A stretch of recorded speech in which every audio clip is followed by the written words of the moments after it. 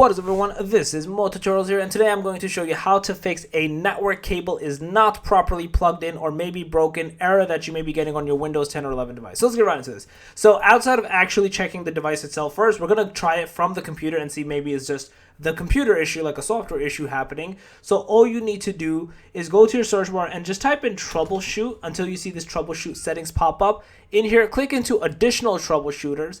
And in here, we're going to go into the where it says internet connection troubleshooter and basically run this specific troubleshooter. You can run the network adapter one as well to basically cover all your bases. But these are the two main. The first one is the main one, and then the second one is more as a to cover your bases component that you're trying to do.